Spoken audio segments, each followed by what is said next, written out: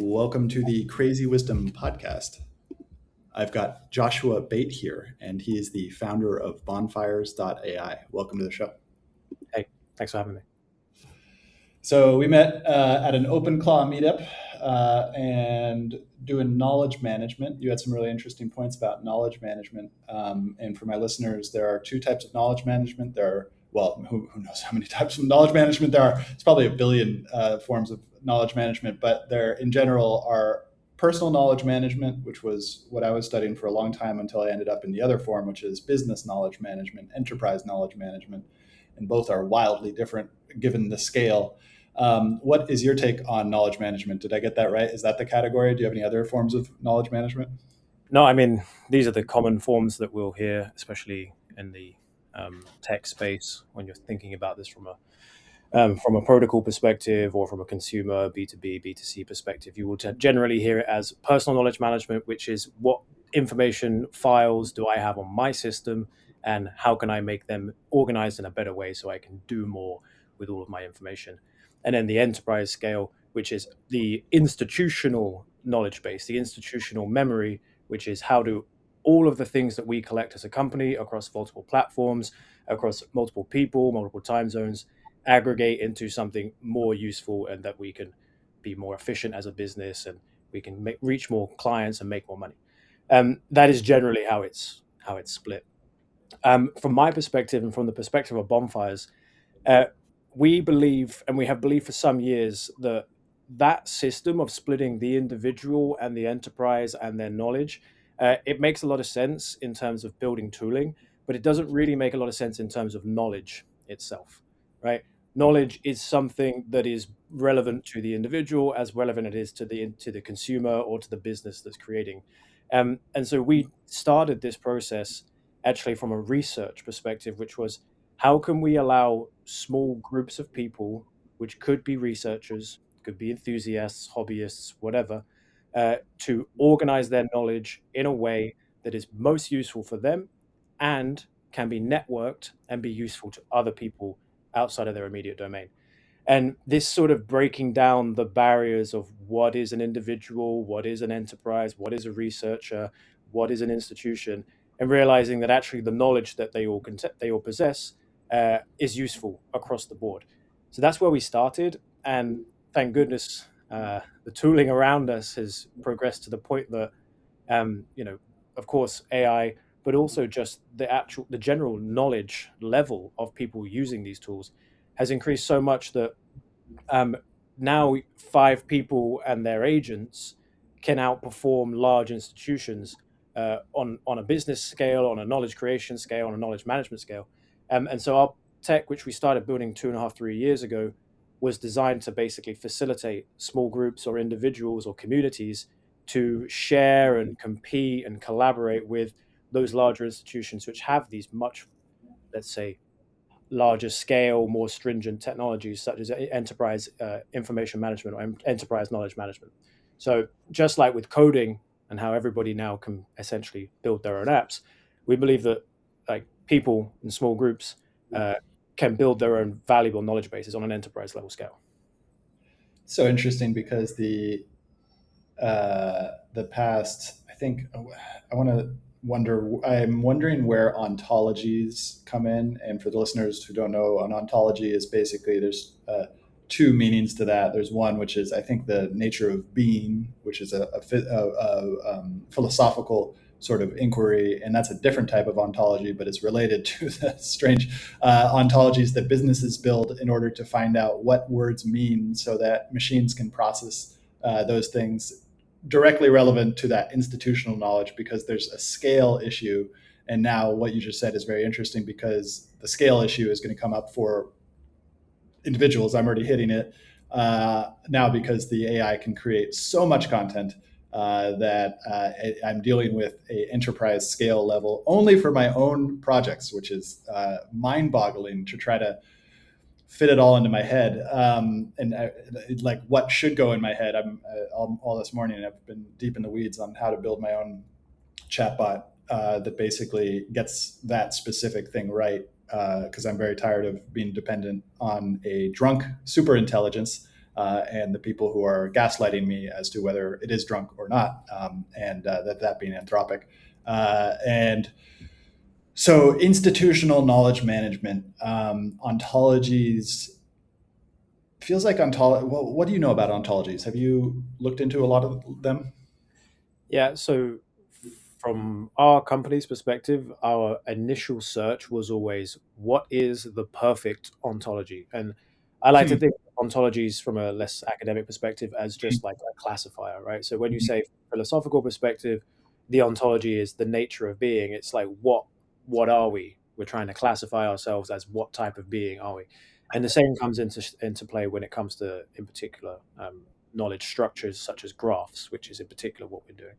So the ontology of a graph is essentially the shape of the data within it, and like how that graph is structured and what class of entities are on that graph. So for us uh, to build a knowledge management system that allows individuals, enterprise, researchers, football teams, and physicists, and bands, and whatever, to create a knowledge system that allows the knowledge of each of these diverse groups interoperate and be networked in a meaningful way, you have to find what we call the common ontology, which is an ontology, a shape of data that makes all of it make sense in relation to the other. And that's quite difficult because, as you can imagine, what does a football team have in common with a physicist? Quite a little amount, right? So it took us about 2.5 years to realize that the perfect ontology, which were searching, and we went through many exciting, funny stories of trying to find that, doesn't really exist. And so that was the answer: was that in fact there is no perfect ontology. And so building these graphs without an ontology Oh, was wow. that we needed. And so our graphs are as flat as they can be, which means they have as few classifiers as possible, as without it not being a graph. We have events, which is the ingestion mode. We have the entities, which is the nodes, and we have the edges, which is the relationships between the nodes. And we realize that this is the most important step for this sea of knowledge, this data lake, so to speak, for people with different interests and different data to be able to interoperate. And so that's what we built, is a flat ontological graph, or an ontology-less graph protocol, that will allow people to interoperate their knowledge. And there's really a lot of benefits to having an ontology. For those building knowledge management softwares, you'll see that if you don't have structure to your data, eventually, and quite quickly, in fact, AIs will start to hallucinate and will miss the more important points. So building an ontology on your graph is a very important step for the best results. But to discover that data, to basically pipeline that data into your ontology, you also need to have it in a structure that is interoperable. So that's where we built our graphing system as a base layer from which people can then construct their own ontologies relevant to their use cases on top of. So they can get the best results, but they can still get the data from places they didn't expect to get it from. Mm, I really like that. So, one thing that came to mind was graphs and the shape of data. And I think I just got from what you said is that a graph, it feels like it's a human thing. It feels like the graph is for the humans involved. And I guess it is, even though what I'm about to say is different, is that like, but I don't think that's why people are making graphs. I think they're talking about the structure of data for machines, basically. Correct. Correct. Um, but the other thing I wanted to point out, which was when you said perfect ontology, it reminded me of a project in 1984, the SICK project, short for Encyclopedia, by Doug Lanotte. And they basically wanted to manually encode all of common sense human knowledge into a massive formal ontology. Millions of assertions in a logical language that they created, and they found out that it was impossible. They just spent all their time basically working on defining terms and realized the absolute fuzziness of language. And like once you get into categorization, it reminds me a lot of. I don't know if I did this or someone else did this, but it's in my head about like categorization is one of the most difficult things that we can do as humans, because it goes back to that nature of being, because it asked us to ask the question, what is this thing that I am perceiving? And then at the same time, how does it relate to me? And most people never go to that. How does it relate to me? I mean, they do, but they don't do it consciously. Like this idea that I am an embodied observer and I am interacting with this world, and I don't know what I am, let alone this thing. This thing called organization, this thing called knowledge management. When I went into the organization where I was the director of knowledge management, and all of a sudden I had to like not only deal with my knowledge but deal with other people's knowledge and other people's like lack of organization and all these things. And I found it's just like so intimate and it's shamanic. Like the categorization thing is a shamanic activity. And it reminds me of the work of John Vervaeke in the Awakening from the Meaning Crisis, of that intercategorical things, like the whole reason that the Torah and all these other things like says like pork is bad, fish is good, all these different like categorizations. It's because those things were intercategorical,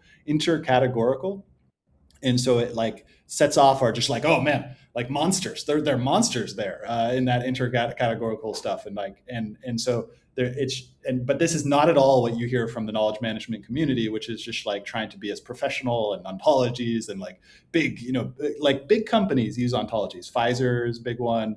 There's so many large companies, Netflix, like Yahoo started as an ontology. And so like I find it so funny because it's like the most psychedelic of disciplines, but nobody ever talks about it from that framework. Do you think I'm right? Do you think I'm wrong? What's going on there? Yeah, I mean, every major company has a graph of you in some Interesting. way, right? Like they, but that you're a part of YouTube, Netflix, whatever. There's a graph of you. Interesting. Yeah. X, for example, that's how the algorithms generally are understanding you. They're trying to understand your buying patterns. They're understanding all the data they have of you. They relate it all to each other, and then now there's a very powerful machine actionable data set which they can ask questions to, or they can give commands to, and it will make it as close as possible to your reality, right? So how is that different from SQL? Why did they need a new?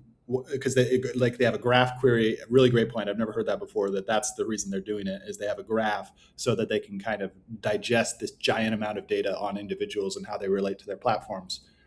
But why doesn't SQL work for that? I'm actually not sure of the exact comparisons, but graphs are just a very efficient data structure, right? So it's a very simple way to create. Like once you compute the graph, you have a very, very rigid, but also very in deep structure of relational knowledge between the people, the things that they care about, and all this stuff. But once it's computed, it's then very efficient to traverse it and to ask AI to traverse it in particular, right? Because the graphs require computational power to create, but once they're created, they're basically free to traverse. So I'm not sure on the exact internal decisions based on these large companies, but that's the reason we settled on graphs. Is you can basically query a huge amount of information in a quite accurate way using graph RAG in particular, right? And if you're familiar with RAG, it is something that has kind of got negative headlines over the last couple of years in particular because it produces hallucinations, so to speak. And graph RAG is a great middle ground because you can RAG retrieve nodes on the graph, which is like the initial starting point, and then you can traverse the graph in a way that is not in a randomized or vectorized way, right? It's much more, it's the best of both worlds. It allows you to find the needle in the haystack every single time, and then you can begin a much more principled, structured search process by Oh, traversing. interesting. So it's almost like a combination from what I just said, is that it's not either or, which was what I was approaching SQL or RDF or whatever the graph stuff you're talking about. It's a combination of both, so that the graph can kind of interact. I was just reading this morning about the 10,000 documents where RAG breaks down. And RAG, for the listeners, is retrieval augmented generation. It's what all the AI companies figured out how to do in their early parts to try to ground the model that was just trained, and like go out into the internet and update it with new things rather than fine tuning a model to try to get it into the model itself. And so the 10,000 documents is where RAG kind of fails. And then I really like this point you just made about both. So graphs, how did you get into all this? Um, so before Bonfires, I still am the founder of a company called DeSci World, and DeSci World is decentralized science world. DeSci.world is the website. Started it in 2021 because I was excited about the amount of money and excitement around community building in crypto. In particular, you saw it in the NFT communities. You saw Bored Apes and other such things. Millions and millions and millions of liquid dollars going into what is just a community, but with basically zero intention or output or anything of any real value. But it was just froth and excitement. And I was like, wow, imagine if we directed some of that towards something useful. Um, and I've always been interested in, let's say, alternate research and alternate research outcomes. And so when I saw all this excitement, I thought, okay, let's build a platform that allows people to fund research that is not getting funding through institutional means. And there was a few other folks at the same time that thought this, and some thought of it more on the biotech investment valley of death sort of state, which is too high risk, and private capital is struggling to invest through vehicles. So let's make that. That was the predominant narrative in the DeSci space, and kind of still is. From my perspective, it was more, let's go to the crazy wise people, right, who have these ideas that they have put a lot of their time and effort into, but are just getting the doors shut on their faces every single time. And even if the results of them are not profitable, even if the results of them are incorrect, just the pursuit of the research itself will allow new things to come from it, will allow new research to be born as a compounding effect. And generally the basic science, which is, the foundation of all research, which is people doing research for research's sake and not getting, IP out of it, and not getting massive contracts out of it, and not making expensive products out of it, just exploring the truth around them. That is sort of a dying aspect of research because there's no money in it and people don't get funded. And so I like to liken it to the soil of the productive ideas being the trees that shoot out and they can be harvested and make a lot of money. But the soil from which they grow, which is the basic research, is just being degraded because there's no support for it. And so when I met my now co-founder, we were talking about this very problem, and we were using Obsidian at the time. And Obsidian has a graph feature, and it was essentially, look, everybody can have their own graph, their own Obsidian vault, and imagine we can network them so that the people who are doing research, who are using these tools, who are maintaining their knowledge online, can share it with other people, and then that can connect these people in the soil. But then let's put an incentive over it. Let's take some of that excitement that these communities have generated. Let's take some of that money that they're putting into this and water that soil so that individual researchers who are doing their own thing with ardent hard work can actually get paid for it. And that was where it started, and that's where DeSci World started its journey. We created Bonfires from DeSci World and just rebranded it as Bonfires because it's more applicable, but it's still the same company. There's a lot of follow-up questions. One, I love the soil metaphor. That is a great metaphor.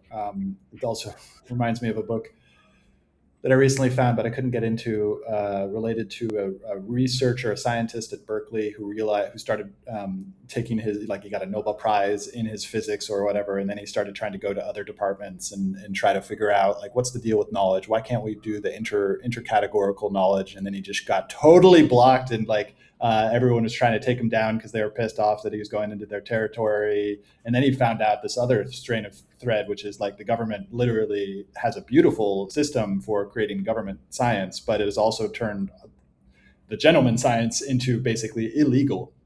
That, like, because of the IP, because of the way science kind of runs into IP, and you have your research universities, like in the late Germany, I think Germany figured out how to do the research universities, and then with the Manhattan Project, the United States basically like figured out how to do science at scale. But the soil, just like our literal soil, is now defunct. Like it's shitty, like clay soil. It's been, all the nutrients are outside of it. That's like our minds, as curious individuals who like do things the way that gentleman science used to do it, is just like defunct. Like it just doesn't exist. But I sense, and maybe I would love to get your opinion, that this is going to change. Of course. That yeah, gentleman science is now going to come back in a really big way because of AI, but not only because of AI, because of a lot of other sort of things. What's your take on that?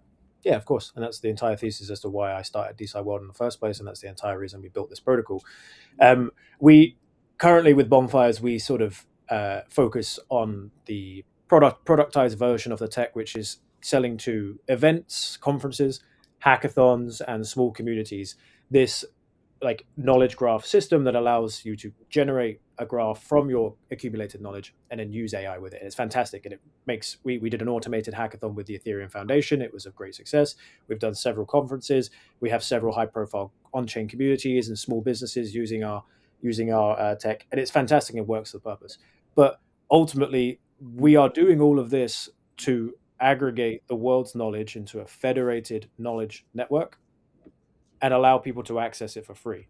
Sure. Um, the cool thing about the products that we're building is that actually hackathons, events in particular, conferences, small communities are where a lot of really high signal knowledge can be accumulated from. And so we say to people, look, use this tech. It's really useful. It's going to make your things more efficient and faster and better. And then you're going to get this asset, this knowledge asset, which, if you wish, you can join this network and you can be incentivized for the provision of knowledge. And then in the end, we anticipate that the incentives will be good enough and the knowledge within it already will be good enough that it will start to develop this gravitational pull. And then we can have this single MCP or API endpoint from which all of the world's knowledge can be queried by agent, and it will be owned by the small groups that create it. It will be incentivized by a decentralized currency, and essentially what Wikipedia could have been if it had adopted the technology that would allow for these decentralized principles, it could be. And in much like how the encyclopedia originally was, What was folks. that? Sorry. What was that? What was the original encyclopedia? Why did it start? Essentially, it was people writing books about things they knew lots about. How did So it get into the system though? Like, how did it? Because it's the British, right? The British did it. yeah, the Encyclopedia Britannica became this institutionalized version of it. But Interesting. it's like encyclopedias were just like, hey, I know lots of things about this thing, so I'm going to write a book about it, and it became like a decentralized knowledge network in a sense, Wow. but very quickly co-opted and industrialized and productized, of course, like as is the way. But there was no technology to allow the proliferation of these things. You had one book produced by one person who probably didn't have a printing press, and so people got to read it, or maybe he would recreate it, and then that's great. But ultimately, how do you actually distribute that to the people that need it? The technology didn't exist, but the ideas and the enthusiasm has been there for this sort of science. I mean, the original scientific revolution was exactly this: was folks coming up with good ideas and sharing them with each other, and then the institutionalization of everything started to block that. And the human spirit hasn't changed. What has changed is the technology available to us. Uh, I do think, however, that the human spirit is being targeted for some of these things, and so the intention is to provide an option. Like many people want to share, many people want to be an open scientist, but like you've got to put food on the table and you've got to play the game that has been dealt to you. And so if we can provide those infrastructure, then I think that people will, gentleman science as you call it, will of course live on. So, uh, great point. Feels like the structure itself, the industrial age structure that invented science. I love the history of science. It's collapsing. It feels like a lot of it's collapsing. It's still very strong, but like over the past 20 or 30 years, I think really starting in the 90s, basically, it reached its peak of its ability to do science on demand. And there's a really interesting conversation we could have about how that science on demand sort of merged with the military industrial complex to create just like science on demand that goes into VCs that creates IP that then turns into large scalable businesses and then just like hoover up all the capital into these transformative technologies. But that science plays such a critical role in that. And then how does it work? Like how I really like what you're talking about, decentralized science, allowing sort of almost like a new internet that people can participate and then create new knowledge. Do you agree or do you disagree that the information age will fundamentally collapse the industrial age take on science, or will it change it? What's your take there? So I think that collapse is inevitable because the structures are so rigid and the technology that is fighting against it is so powerful. Um, I just fear in what direction the ruins are rebuilt. That's my only concern, and I think that you know there are some people who probably don't expect, they expect the S&P to keep going up for another 50 years. They things, um, which is fine, and that's like, for all intents and purposes, I hope that happens, but I just don't see it. Um, but I think those that see that it won't are making their bets, and the problem is that you make your bets from resources and mindset and intentions and incentives from the previous era to have a place in the future era. And that carryover will stop what I would consider to be the best progress in the future. And that's my concern about it, is that those that are able to capitalize now are still driven by the same incentives that caused this outcome.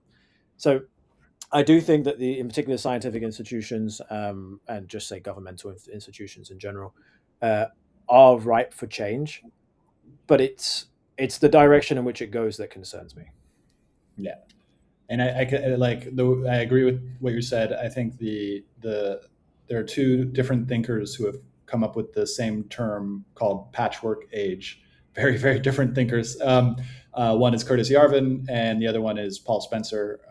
And I've worked very closely with Paul Spencer for a really long time, and I like his vibe better than the Yarvin one. But Yarvin has very interesting ideas. I don't mean to say that, but so the patchwork age, basically, other people have talked about it. The Rand Corporation did a great paper on neo-medievalism in like 2006 about this exact thing, where it's just like the technology is not going away, but the nation state structures, those are going to have a challenging time, and not only in the United States but in China and other places. It does feel like the nation state way of doing things, although sticking around, will transform greatly. Now, in the patchwork age, it's like, well, we don't have one structure anymore, which is the nation state structure. We have a bunch. We have like a Cambrian explosion of structures. And it's like, it feels like small groups of people who are intellectually, spiritually, ideologically aligned, sort of doing their own thing. And that's why I think what you're doing is important, because that kind of creates the mushroom layer between these groups. If there is some sort of protocol or just connected layer, we go into Deleuze. Deleuze is the guy who kind of came up with this rhizomatic structure, and then Nick Land came and studied a bunch of him, and then Nick Land then created the accelerationist movement, which the VCs, funny enough, are all kind of parodying. And so the rhizomatic, it's just like, instead of the arboreal structure, the tree-like structure of nation states, we're moving to this like mushroom layer, basically, that connects all the trees together. And so, I think that from my perspective, what's interesting is you were saying it earlier about intercategorizational theory, and like the reason that what we're doing is so exciting is that it does produce, yeah, this sort of mycelial mat between different communities. There may be trees, there may be great oaks, there may be small shoots, and that's fine. Uh, varies. but what's important to me is that they are able to understand each other in a way that makes sense to them, right? And one of my big concerns with the world right now is that we get information from sources of other people fed through a filter that somebody else has created. And what if I could talk directly to somebody in Iran who has got direct access to giving the version of events that they have, and I could get it in a way that is mediated exactly how I want it? I can tell my AI system to read his graph and say, look, present it to me in plain English without any bias, and present all of the sort of research as to what he says and like back it up. And that's something that resonates with me. Somebody else might want to hear it in a song, right? And that's completely fine. And then that way I can have a better understanding of the situation at hand and see how I feel about it in the foreign policy that my country is doing. And that sort of information symmetry that the mycelial networks get in nature, which is there's a there's a forest fire over here 35 Mm, kilometers away, let's divert all of our nutrients away from it for a bit and then push it all back. mm, Like that's a unified information network that allows these things to thrive. And what is important is not that the collective knowledge is sort of perfectly mapped. It's the collective knowledge is accessible to everybody. The access to that information is really important. And so the the decentralized network that we're building, the federated network that we're building, allows people to contribute what they consider to be their narrative and what they consider to be their truth, and then for me to be able to read it through the lens that I consider to be useful. And that the ability for us to create our own narratives, the ability for us to connect our own information is the thing that I think the future probably needs. Because otherwise, you get dictatorships, you get authoritarianism, you get these sort of leaders who are not like really there is no we at that stage, right? The collective we is something that I like to use, but it is very dangerous. Um, and I think we need to be careful with all of that. So it's like the me and us sort of thing, Yeah, not the we. yeah, like it trails with a lot of things I've been thinking a lot about, including Argentina and France, both in the. I mean, the United States is really difficult for me at the moment because it feels like starting with the 1960s and then the 1990s, we had a lot of fractures in our culture that are starting to change who we think we are as a people. And I think it's not really, man, it could just end up in the patchwork age, but this is like juxtapositioned against what I see in Argentina and what I also see in France, which is they are still a people, and so like the Argentines are like one people, and they have tons of economic and political problems, but they're still one people. You'd never see an Argentine burn their flag. The French also seem to do it, and they made so many interesting, I would say, good decisions in the 1960s and the 1970s as the same type of stuff was going on in the United States, formerly because of de Gaulle, who basically created the conditions by which France could sort of be more sovereign. They have their own defense network. They're switching from Microsoft to Linux now, which I love it. They have their own nuclear power. They have their own trains. They have their, just like the whole system is like is pretty isolated from the NATO structure. And so, where was I going with this? Oh, so yeah, the we people, we the people. It's in our Constitution, like in the United States. It's like it's such a fundamental part of it, but it feels like it's fracturing too. And so I really like your point about we, like who do we mean when we say we, and how is that going to change with the nation state, and how does it relate to knowledge? Um, let's go into the decentralization. How do you ensure that the knowledge is correct?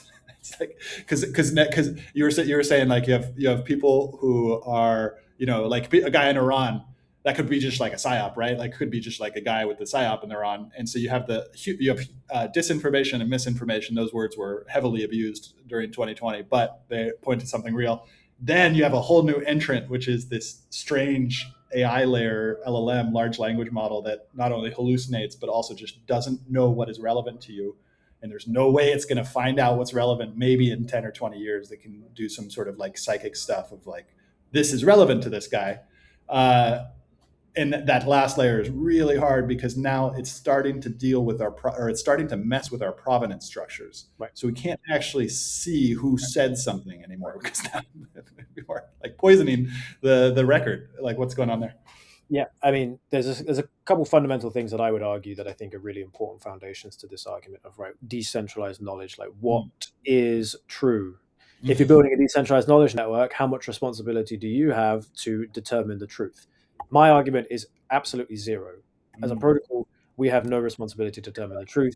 We have a responsibility to structure the protocol in a way that people can determine what they consider true. I do believe, again, a fundamental foundation is that everybody has value in the knowledge that they know. Even the dumbest person you know says something that is going to be useful to somebody else. It's just where that information is delivered to and how it's delivered that determines how useful it can be. So again, I think that that's important. Is like, do we have a right to say what knowledge is useful or not? Again, as a platform, no. Then when it comes to things like faked data, intentionally poisoned data, misinformation, disinformation, that is never ever going to get any better, at least not in our lifetimes, right? It's Yeah. going to get worse. And so we've just assumed that it's going to get worse. And so we have the foundation of this is you can have cryptographic attestations, proof of contribution, basically, that this account made this statement or provided this knowledge. That's the foundation of the thing. There's a linked address, a permanent linked address that makes a blockchain transaction to say this knowledge was verified or this knowledge was contributed by this address. That's the first thing.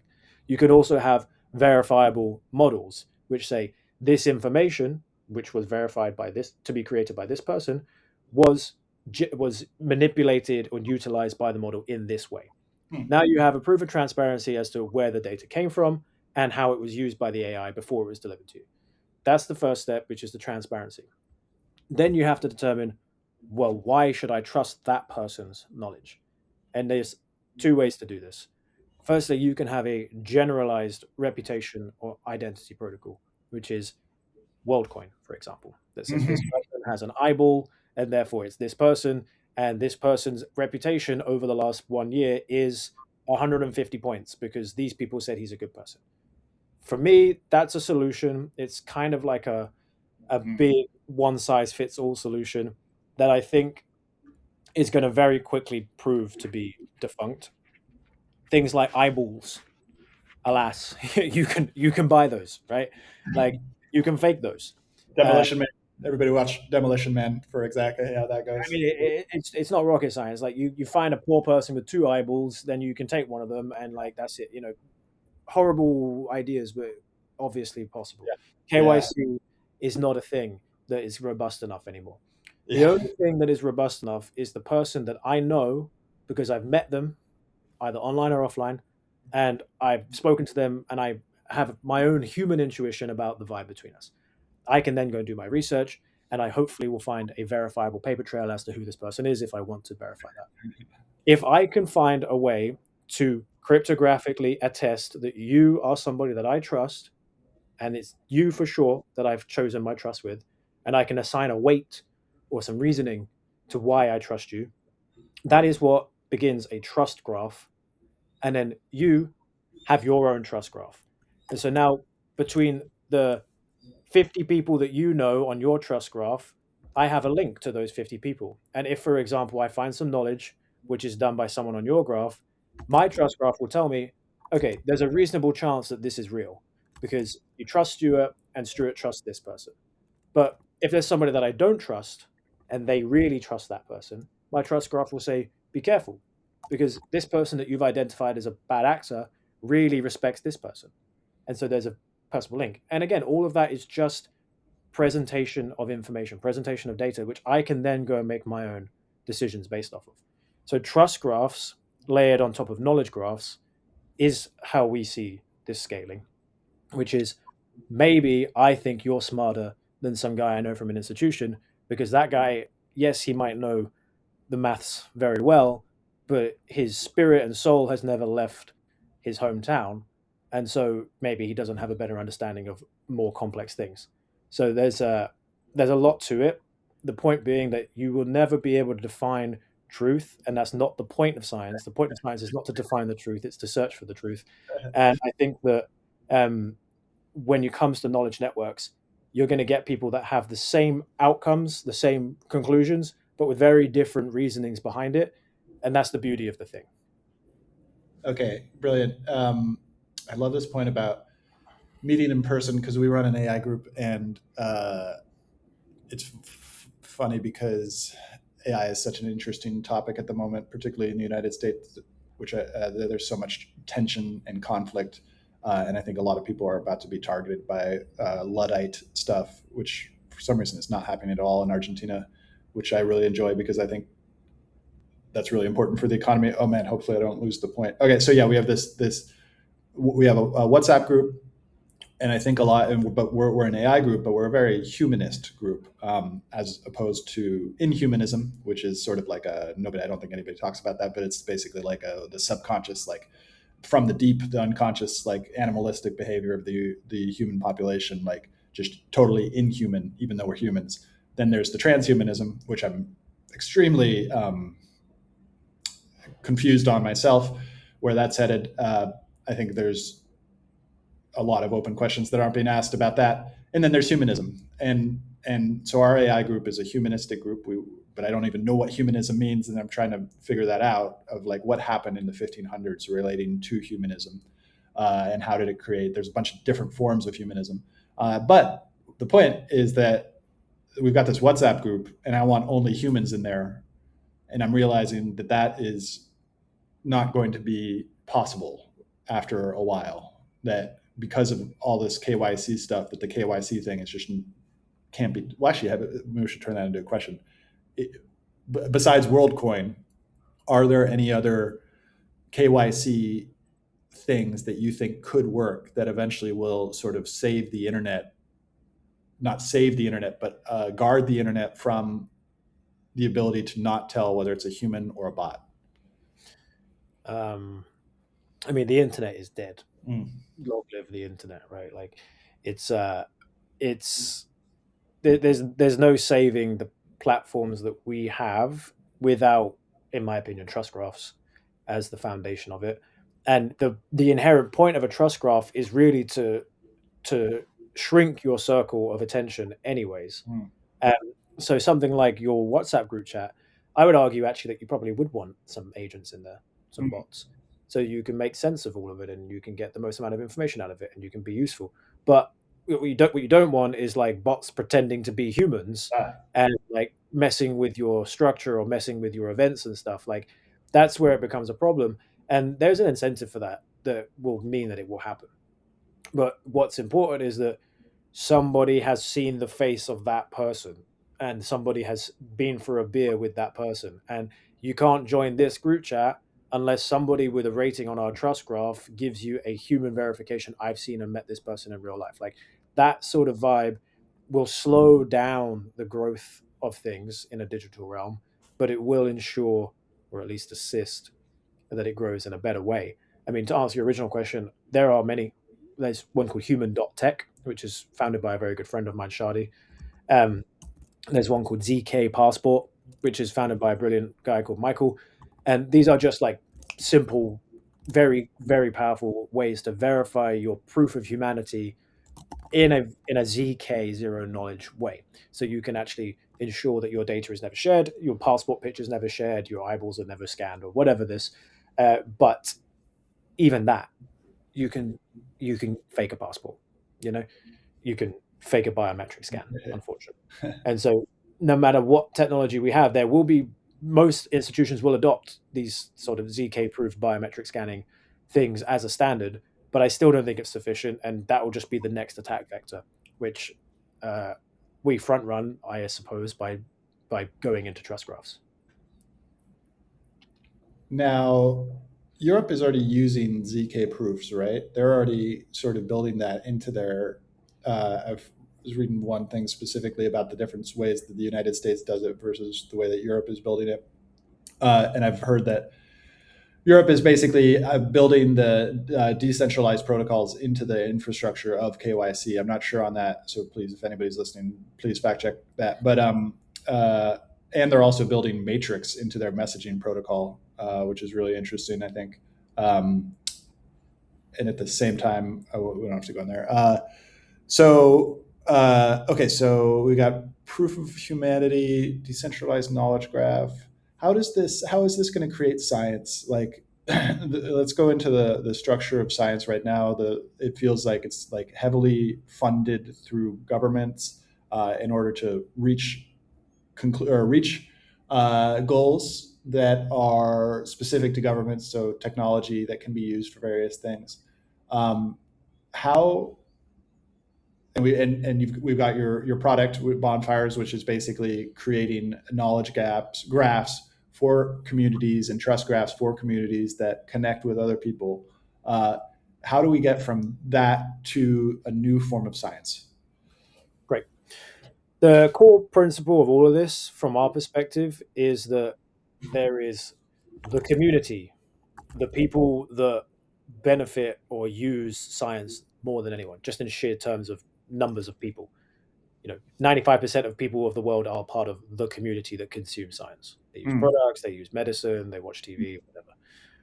Then 4% of people are the scientific community or just the scientists in general, right? The people that do the science, that do the research, that share the information are in the institutions. And then the 1% is the institutions that fund and direct all of the science. That's a general mental model that kind of proves true across the world. You got 1% that holds all the resources and tells the 4% what to do with it, and the 4% do all of it directly in service of the 1%, and then the 95% consume it. That's it. What we think is a good model is to think about that 4% not having to go that way and get all of their orders and all of their resources from the institutions, but instead going that way and having all of their orders and all of their research and their resources funded by the community.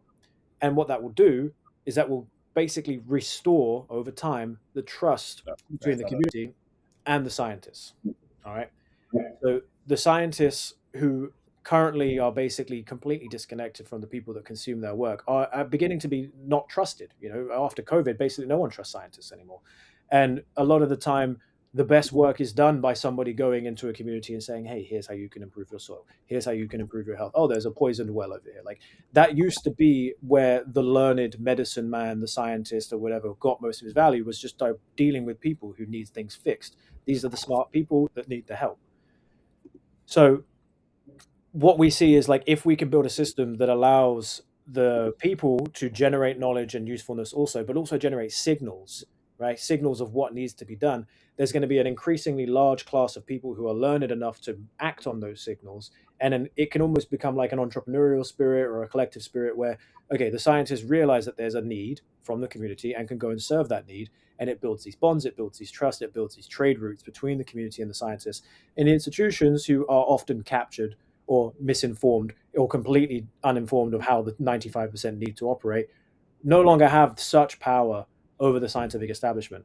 And generally, that's how I think decentralized science grows. It's just more direct interactions between the people that consume the science and the people that produce it.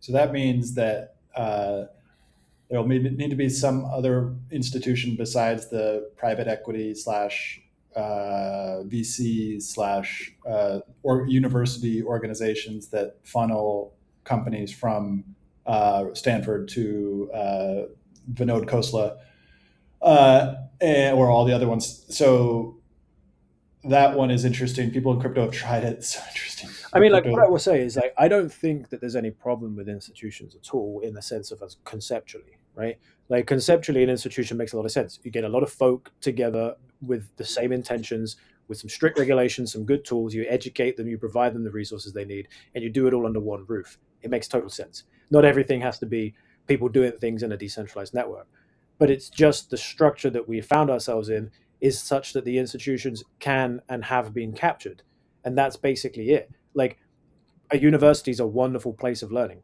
I think bring back more big buildings made of stone with books in them, right? Bring more people together to learn and share. Like that's a fantastic thing. And the culture around learning at universities is irreplaceable.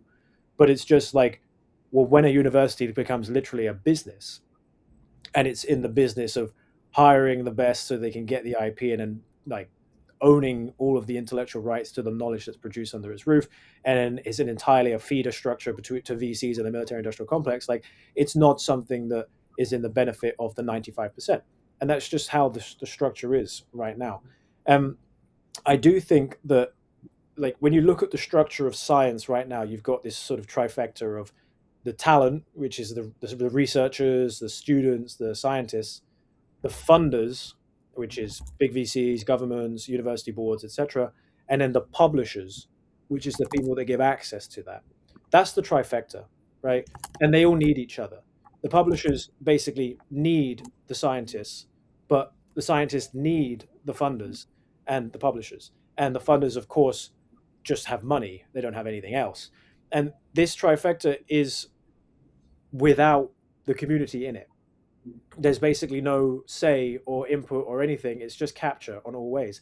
And so if you capture the feed of the talent, which university boards do, and if you capture the distribution of the science, which publishers do, and if you capture the funding of the science, which the funding institutions do, then you have very few people required to dominate the entire thing.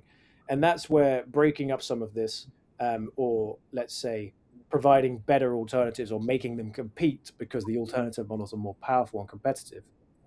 That's where we see the role of what we're doing. Mm. I like this talent versus funders versus publishers and the community not being a part of that. Reminds me of a lot of things we're trying to do with AI Whispers, which is we're doing our robotics course these days. And so we're teaching people how to build robots from the very beginning. So we taught people how to blink an LED on an ESP32, the next step in a few weeks at the end of April. On April 30th, we're going to do ESP32 plus a servo motor, and the servo motor is the way that you get a robot arm, and so then the next one will be a robot arm, and then from there it's like, well, we can go a lot of different directions.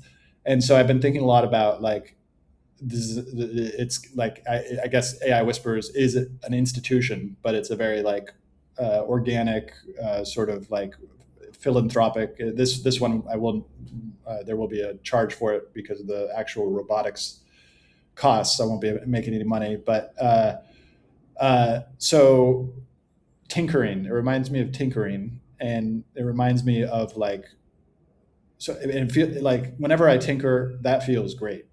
But whenever I remember my time at UC Santa Barbara, University of California in Santa Barbara, which was a research university, a lot in nanotechnology and other things, or I remember my time in Stanford, and then I look at what happened to both of those universities in 2020, where it turned into a really dark era of what they were doing to people who signed up to the school, and like I want no part of that. I think they have a debt that they haven't paid nor are accountable to, for the crimes that were happened in COVID.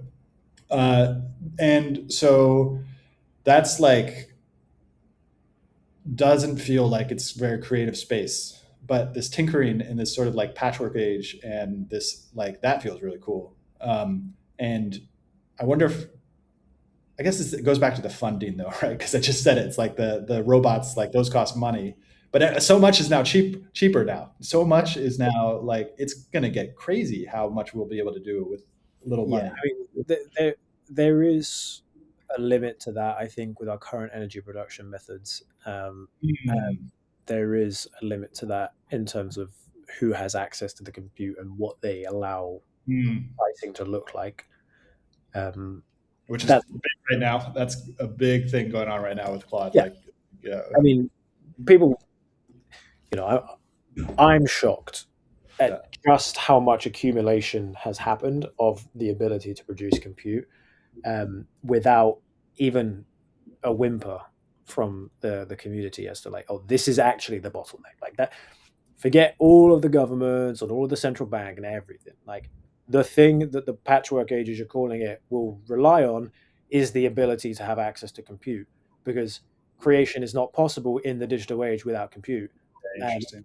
and if that is owned, it's bad news. So I am shocked at just how quickly and powerfully that aggregation happened, that accumulation happened. But no, I mean my feeling is that the apart from the compute, the bottleneck of what will allow people to be creative and to succeed outside of an institutional purview is ultimately your distribution, Hmm. which is uh, who has access to what you're building and what information do you have access to. Those are the things that are really going to define whether or not you can succeed or whatever succeed looks like in that future age. And I don't necessarily think it has to be who can I pay, who can I sell my product to. That is Hmm. one thing that will be useful for many people. But I think it's more than just that. It's like who's going to use my product in a way that if some kind of recursive loop where people use it, you get more knowledge in and it becomes more powerful, whatever. Or someone has access to a farmland and you have a product and you want to help them so they can help you. And this sort of barter economy as well. I just think the distribution is the key unlock for this creative age that we're going into, where people can create, but who can find it. Hmm. So that's the cool thing about a graph system, a federated graph system like we're building, is that if my information, which is stored in my graph, and your information, which is stored in your graph, can interoperate, then it can be discoverable through a single graph query because we can make a graph of all the graphs, which Hmm. is what is what's the best way to process hemp, and you've got some brand new technology chemicals that make hemp processing really easy. I just ask that to the network, and it's like, oh, there's this thing that's got loads of hits, and it's also within your trust graph, within two stages of removal from your trust graph. Then like gives me that information, I can access it, and I can ask you for the access. I can pay you for it. You can get resources without leaving your house, and I can get the information I need without leaving my house. And that, in a sense, is the network age that we see. Hmm. Very interesting.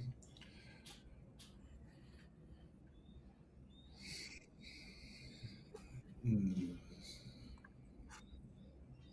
I had a great question. Now it's gone. Okay. Uh, oh man, it's like knowledge, incentives. How do we actually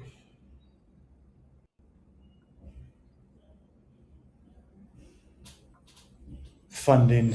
Okay, for the last 5 minutes, let's go into the incentive structure. What is the incentive structure that you guys have built in order to incentivize knowledge sharing?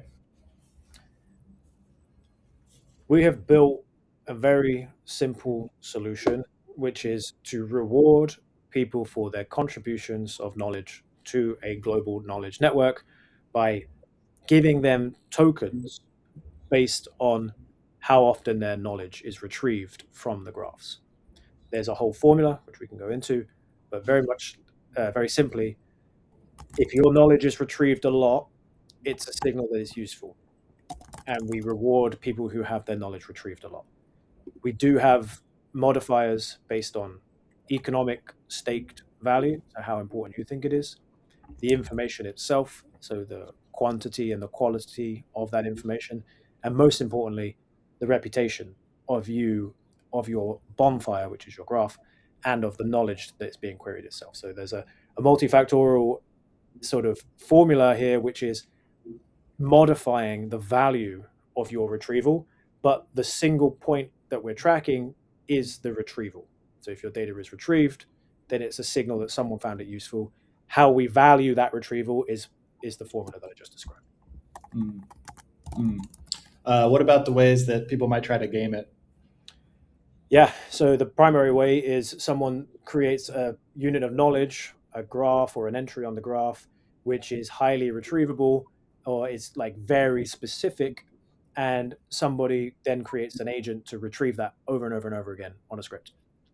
Um, we have to ensure that our ability to find and judge that to be malintention or to be, negative reputation, uh, Has reduces the value of the tokens that they get to the point that them running that loop is just not profitable for them to do it. And that's the uh, design. cool, awesome. Well, yeah. Thank you so much for coming on the show. How can people find more about you and about bonfires? Go to bonfires.ai and go to dci.world, and we're on Twitter at dci world and bonfires.ai. So follow us there.